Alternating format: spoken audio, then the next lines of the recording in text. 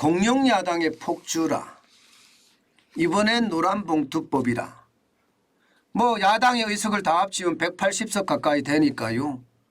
뭐든지 할 수가 있겠죠. 과반을 넘어서는 숫자니까 말입니다.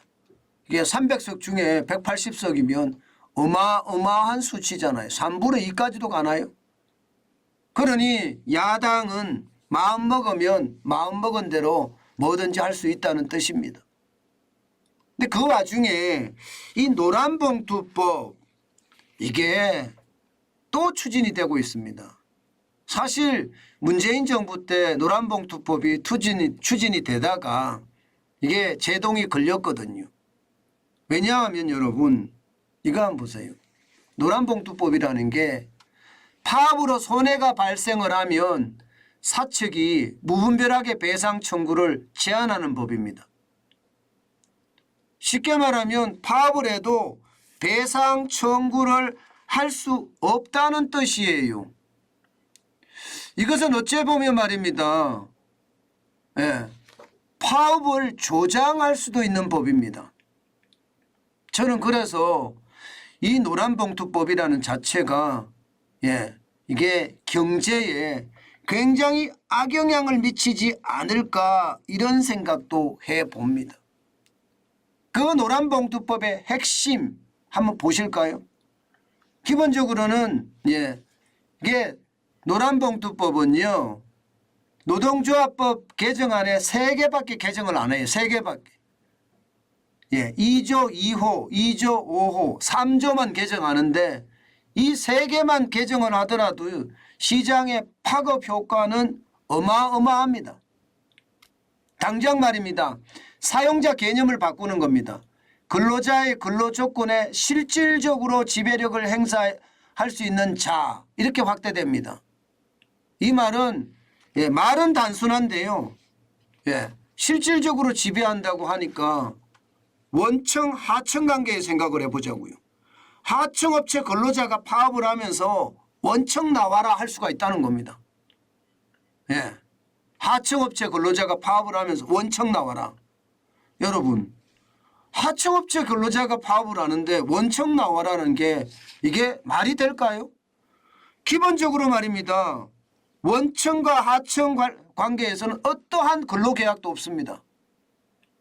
그런데도 불구하고 법이 이렇게 바뀌면 나와야 된다는 거예요.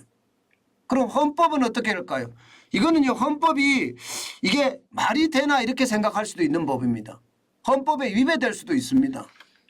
아니 근로계약이라는 것은 기본적으로 노동자와 경영자가 계약하는 게 기본이잖아요. 그런데 이 노동자가 내가 아니라 경영청이 아니라 다른 원청의 경영청하고 계약하라는 뜻인가요? 이것은 어쩌면요 저는 말도 안 되는 법이라고 생각을 합니다. 그러면 여러분 하청업체의 경영권은 누가 이게 가지게 되나요? 하청업체의 경영권 허수아비가 되는 건가요? 이게 뭐 말도 안 되는 이야기가 되는 거라 저는 생각 안 합니다. 당연히 저는 이거는 위헌이 될 가능성이 굉장히 높다고 판단을 하는 겁니다. 여기에다가 여러분 파업 대상이 2번째인데요.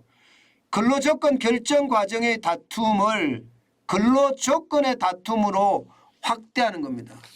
근로조건 결정 과정에 대한 다툼은요. 여러분 생각을 하시면 임금이라든가 다시 말해서 노동자의 복지를 위한 거라 이렇게 해석할 수 있거든요. 그런데 이게 근로조건의 다툼으로 되면 말입니다. 확대가 돼도 어마어마하게 확대가 됩니다. 당장 말입니다. 이렇게 되면 이게 예를 들어서 해고 노동자에 대한 이야기도 여기서 할 수가 있고요. 정리해고 반대에 대한 이야기도 여기서 할 수가 있습니다. 이것도 파업이 가능해진다는 거예요. 쉽게 말하면 근로조건이나 근로에 관계된 거기에 국한되지 않고요. 전 범위로 확대된다는 이야기니까 이것은 어떻게 생각하면 파업의 어떤 범위를 굉장히 넓혀주는 거예요. 게다가 3번째가 손해배상 한도인데 이게 이제 가장 큰 쟁점이에요.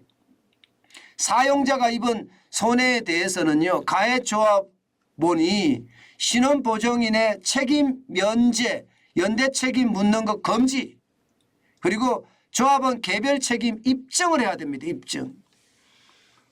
개별 책임에 대해서 입증을 하려고 하는 것은 이거 굉장히 어렵잖아요. 수천 명이 데모를 하는데 그중에 개개인 넌 뭐 했다 넌 뭐 했다 입증할 수 있을까요? 할 수가 없는 거죠. 결국은 이렇게 되면 여러분, 이렇게 되면 결국은 말입니다. 이게 사용자가 불법 파업에 대해서도 쉽게 말하면 배상을 요구할 수 없다는 이야기가 되는 겁니다. 저는 이것을 보면서요. 결국 말입니다. 노동쟁의 개념이 너무너무 확대가 돼서 기본적으로는요. 합의가 끝난 노사 현안에 대해서도 쟁의를 할 수 있다는 것, 그리고 그에 대한 손해배상을 할 수 없다는 것, 이런 것을 다 감안을 해보면 이것은 어쩌면 파업을 조장하는 법이 아닐까 그런 생각을 합니다. 여러분, 우리가 가장 중요한 게 저는 합리적인 생각을 해야 된다고 봅니다. 그러면서 객관적인 선택을 해야 된다고 보거든요. 이게 주관이 개입돼서 말입니다. 시장을 뒤흔들고 내로남불처럼 법을 만들어 간다면요. 시장은 저는 더 흔들릴 수밖에 없다고 봅니다. 아마도 노란봉투법이라는 게 결국은 이게 국회에서 통과한다고 하더라도 윤석열 대통령이 거부권을 행사할 가능성이 크지요. 이것은 결국은 시장에 대한 어떤 왜곡까지도 가져올 수 있으니까요. 그런데 이게 계속해서 간다면 말입니다. 저는 결국 이재명 더불어민주당 대표의 방탄을 하기 위해서 이게 노란봉투법이라는 것을 또 이렇게 밀어붙이는 것은 아닐까. 저는 그런 생각도 많이 해봐요. 사실 파업이라는 게 여러분 우리나라는 심각하거든요. 지난 10년간 연평균 근로손실일수를 보세요. 전 세계에서 최고입니다. 최고. 일본은요 10년간 연평균이 0.21입니다. 독일도 8.31이에요. 미국도 8.81입니다. 영국도 12.71밖에 안 돼요. 대한민국 보세요. 38.51입니다. 38.51. 연평균입니다. 한 달 이상을 으쌰으쌰 있다는 거. 으쌰으쌰. 이게 누구를 위한 으쌰으쌰인가요? 누구를 위한? 우리가 대한민국이 진짜 최악인가요? 그러면 왜 선진국이라는 말을 달고 있나요? 저는 문재인 정부 때 대한민국을 선진국으로 만들었잖아요.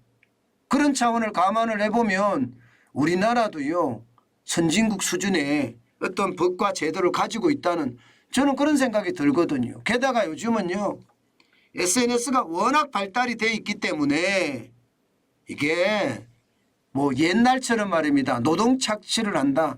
거의 불가능합니다. 게다가 노동부가 가만히 있지도 않고요. 그런 차원이라면 여러분 결국 말입니다. 우리가 객관적으로 봤을 때 노란봉투법은 결국은 이게 국민들의 관심을 다른 데로 돌리고 이재명 대표의 방탄을 하기 위한 또 하나의 새로운 시도다. 이렇게밖에 저는 생각이 안 듭니다. 이게 여러분 원리라는 게 또 합리적이라는 게 또 객관이라는 게 진짜 중요하거든요. 지금 우리 사회에는요. 이 합리적인 거, 원칙적인 거, 객관적인 거 이런 개념을 다시 세워야 하는 것은 아닌가. 저는 그런 생각도 많이 해봅니다. 당리당략이나 정략적인 어떤 투쟁 말고요. 대한민국을 더 발전시킬 수 있는 건전한 그런 법과 제도가 만들어지고요. 운동장이 기울어지지 않는 형평성 있는 정책이 시행되기를 저는 또 한 번 기대해 봅니다. 대한민국의 지도자들이 자신들의 권리만 계속 찾아갖고 예, 그렇게 간다면 대한민국은요 점점 더 힘들어질 수밖에 없는 게 현실이 될 겁니다. 제발 내로남불의 국가 지도자들이 우리 국민의 지도자들로 바뀌기를 다시 한번 기대해 봅니다.